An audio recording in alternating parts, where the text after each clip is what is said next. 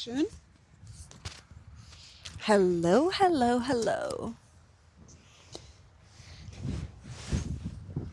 Hi, Hi. welcome back. How are Thank you you. doing today? I'm fine. Oh my God, my hair is going to be crazy. I think I'm just going to let it It's just flow. as wild as you are. Yes.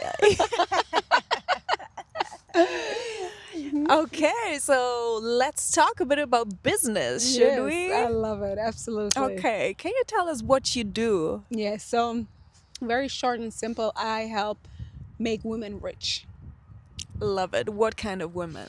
Um, like I'm focused on like high performers or let's say cycle breakers, right? We can use so many words.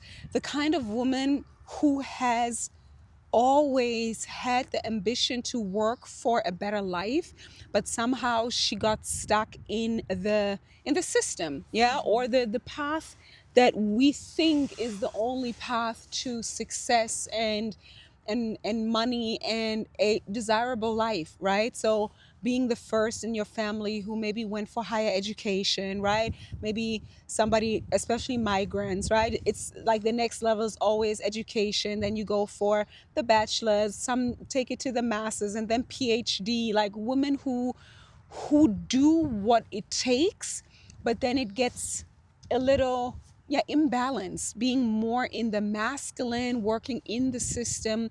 And these kinds of women, I do believe that they desire to have an abundant life, right? A wealthy life. And those are the women who are equipped. They have the skills, they have the real life experiences, they have the knowledge, the expertise to build their own.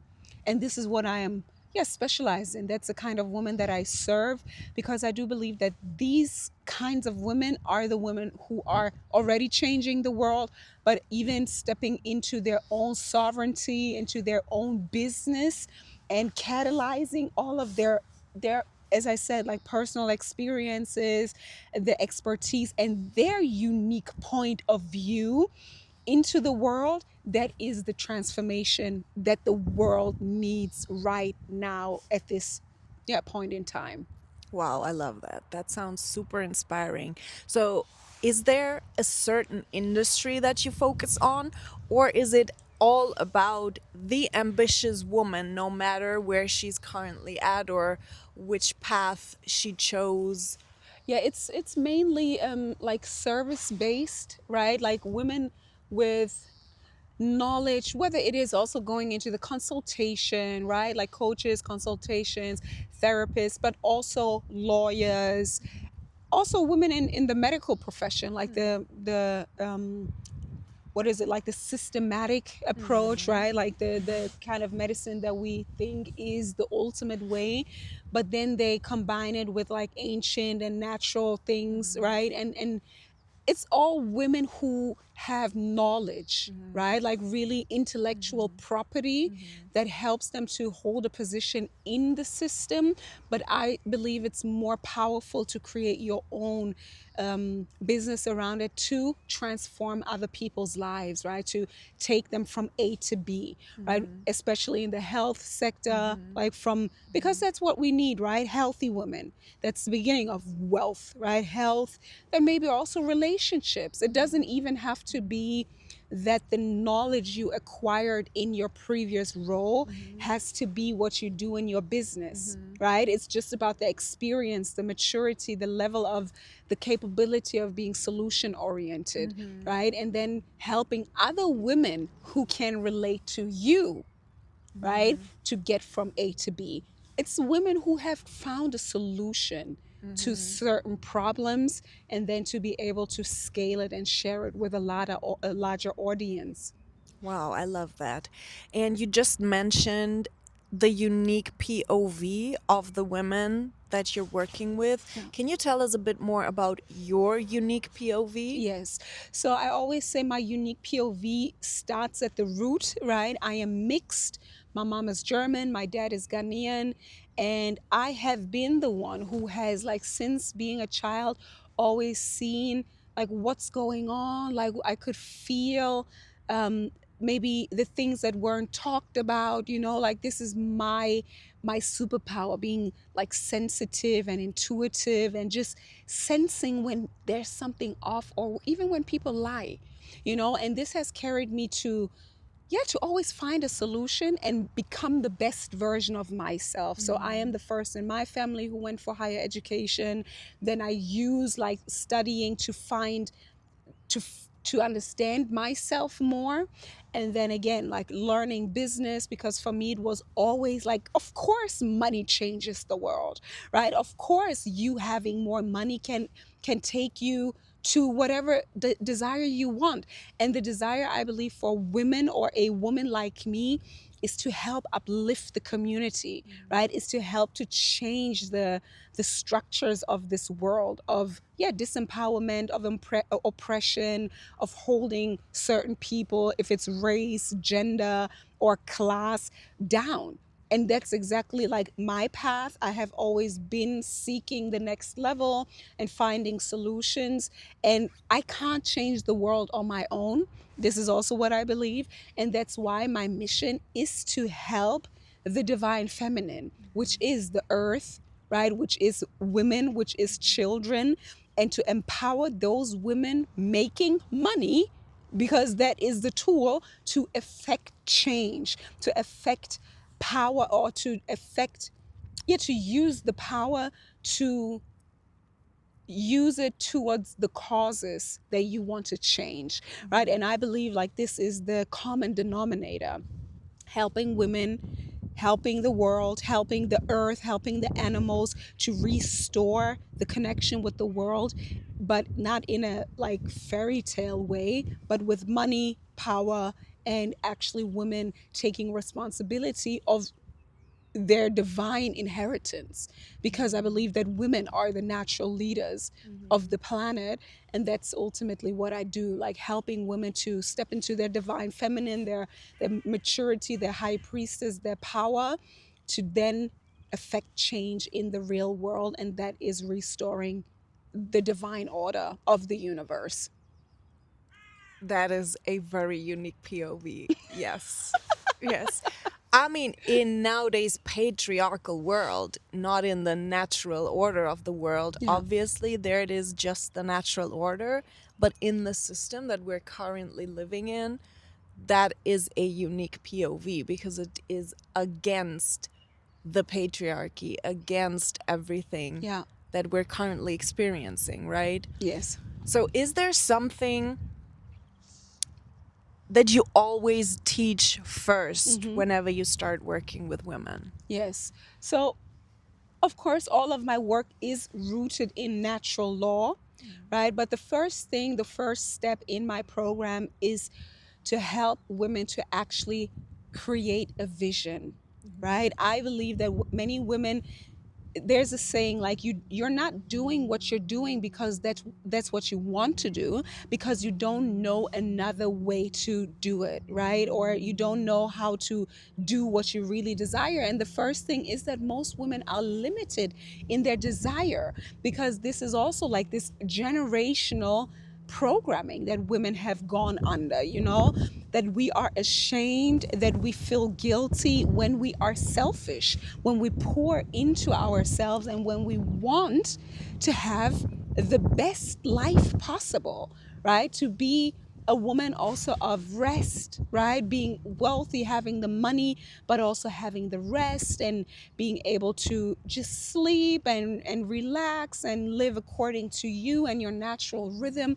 All of those things are things that women need to reclaim, right? And to say, no, I deserve that. I deserve to live an abundant life. And most women don't even think that far, because if you think about survival all the time, or when you think about that's the way it is, or there is nothing better than being a top lawyer, or there is nothing better than being an engineer or a doctor, like that's what the system told me, like I'm already at the top. No, there's a whole new reality, and it all starts with being like holding the space. And that's what I do in my work, like holding the space for the women to create a designed life where they get to have like all of their desires. That's the first step. And What do you say to women, or what would you say to women who are convinced that they don't need money, that they don't need to live their dream life, or maybe they pretend to be very satisfied without living their dream life? Yeah. What would you say to these women? Yeah. So first of all, I always say that they don't love, that they don't have love in their heart. That's what I believe, because if you truly love yourself or others, even your family, don't you want better for them? Right? Like, I think this goes especially for women. Like, if you love your child, you would want the very best for your child. And what makes that happen? Money. And if you don't have the desire, then you don't have love in your heart. Maybe you're some kind of demon. I love that one. Right? Maybe you're some kind of demon. Yeah, Yeah. maybe you are. Yeah, Right? maybe. What do you, or how do you connect shame and guilt when it comes to living your desires, making money, living abundantly, Yeah. especially when it comes to women, of course? Yes. I mean, it all started with Adam and Eve. Right? It all started with the indoctrination of the shame that Eve was the cause for Eve and Adam to have to leave the garden. Like, what a story. Come on, guys. I mean, that is the root of all evil, the lie of this. And those stories are in many different religions or belief systems, right? That the woman is the cause of the abandonment from all good. And that is where the manipulation starts, right? And that's why women have been conditioned, because they are so powerful, we are so powerful, and as soon as we find out that we are so powerful, this whole system will crumble, right? And that's where the shame and the guilt lies, that it's a year-long, century-long conditioning of women not being able to use their own natural sexual energy for self-pleasure. And when I speak about self-pleasure, it's not necessarily about like pleasuring yourself all the time, but to feel good, right? To feel good, to feel sexy, to feel alive, to feel turned on, to want to eat delicious things, to want to feel good in your body, to want to have good skin care and sensuality and nice smell and everything nice. That is sensuality. And women have been, yeah, conditioned out of desiring the most natural thing, wanting to feel good. But now women are conditioned to give away all of the goodness that they carry, right? Like, women are conditioned to be servants, to be slaves, right? One, I like one saying that even like marriage is also like the ultimate hoax, because this is the way how even poor men can have a slave. Wow. Yeah. And that's what it is, right? Women are the mothers of the earth, but we have been, yeah, like we have been brainwashed for centuries, and that's where the shame and the guilt comes up, because the world, the system, religion, society, like all layers of reality and storytelling have taught us that it's a sin to put yourself first. Yeah. Let's jump 10 years into the future. And taking into consideration the work that you're doing, the awakening that the divine feminine is going through, how do you picture the future Yeah. when it comes to this? Yes. So I picture the future in a very practical way, right? I believe that also through my work and empowering other women, is that for now, like more and more women are waking up and being empowered, learning the skills, setting up businesses. And then one big part of creating a new reality is about women being in positions of power and trading amongst each other, right? So that is on a grand scale, buying land, owning like productions, right? Owning brands, owning, yeah, cosmetics, food, supply chain, right? More women in healthcare, right? More women in science, even like researching more cures for women's specific diseases and things like that, right? But also, yeah, new forms of educational systems, right? Women with the money being able to build their own, right? Every woman has a different desire. Some women want to be caretakers, right? But on a different level, building communities, having a really more enlightened way of teaching, of doing commerce, of, yeah, of healing, of agriculture, of art, right? Like really empowered women doing what they love to do, being of service to the greater good, trading with each other. As I said, different communities, different ways of building, right? Like architecture, the material, everything more. I love always the combination of like science and nature, right? Science and magic, whatever you want to call it, but merging that. We're not going back. Some people always think we need to go back to some former way of living, but no, let's use like all the findings of this human species up until now, the technologies, the knowledge, and so on, and then merge it with more holistic, healthy ways of doing things, like really build society around natural principles, natural order. Yeah. And now, as we're talking about natural order, what is your opinion on AI and the future of women and the divine feminine? Yeah, beautiful. Yeah, I mean, AI is not going to go anywhere. As I just said, like it's important for us to use technology in service to the cause, right? So AI is part of that. So we can use AI to do the things that are not so like that is not the core of a human, right? This is where we're going, where we're shifting now.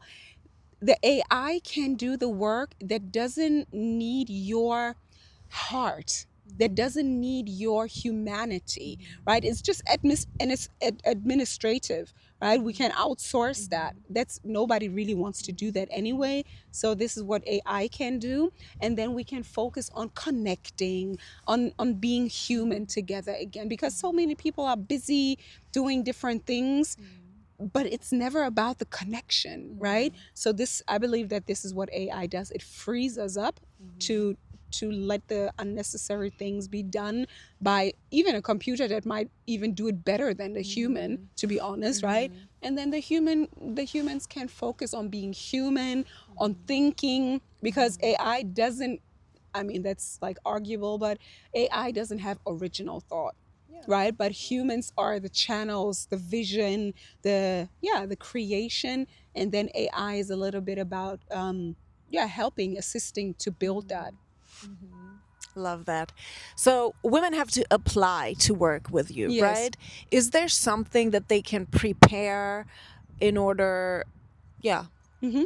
to just talk to you? Yes, absolutely. It's literally just thinking about what is like, why do you want to work with me? I don't like to waste my time, to be honest.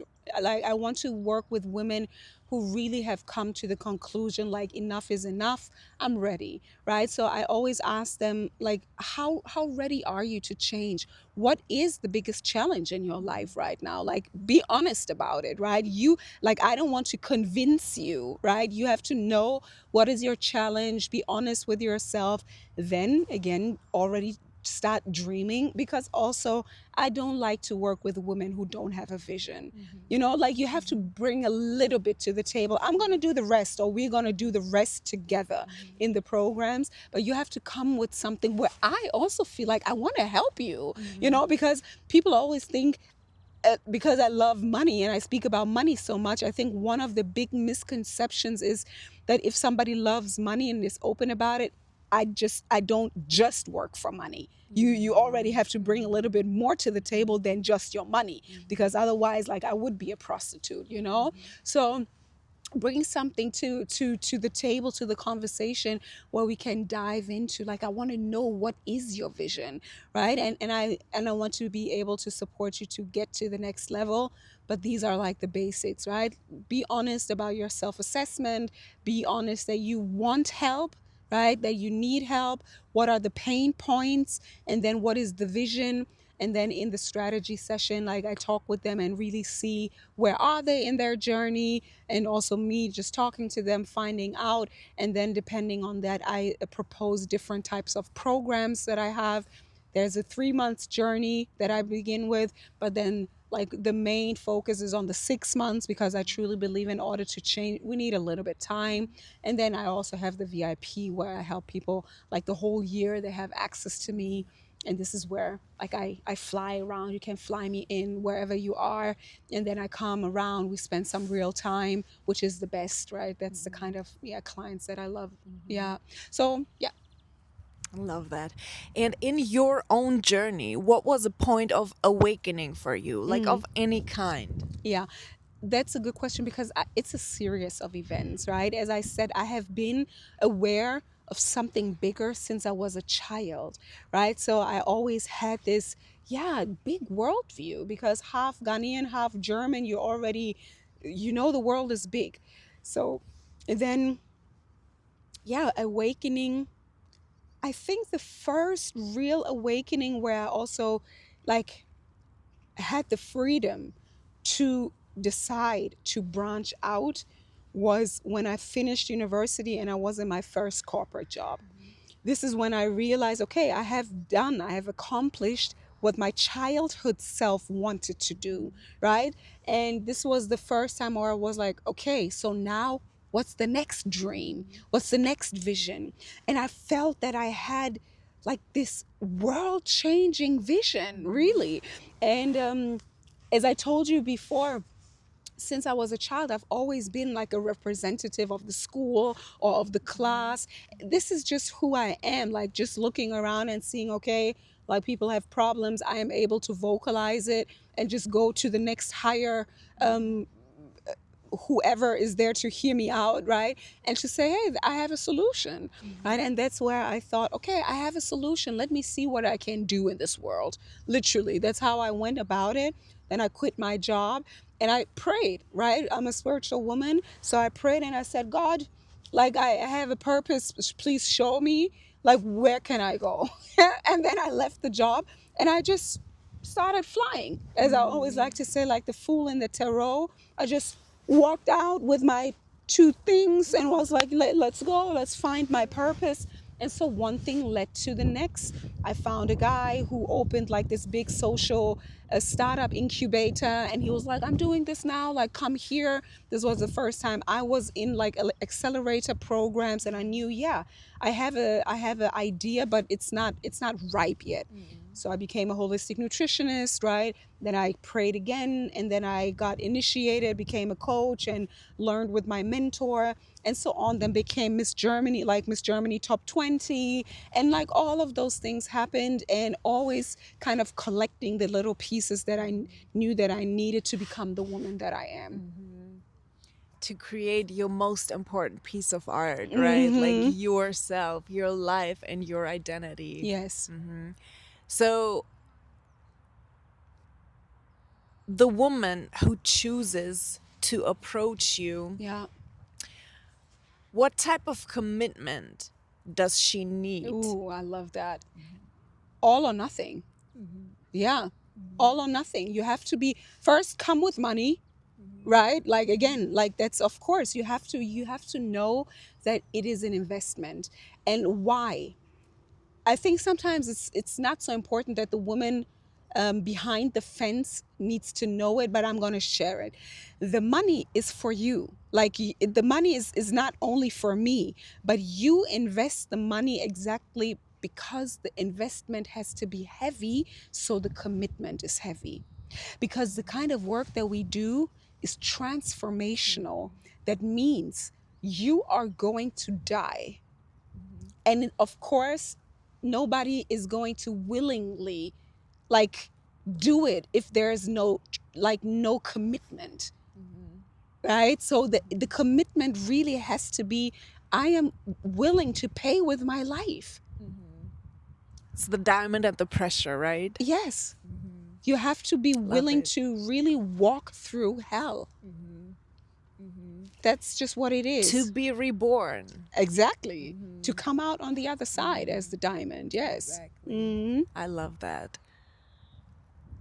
That's it. That's it. Yeah. Thank you so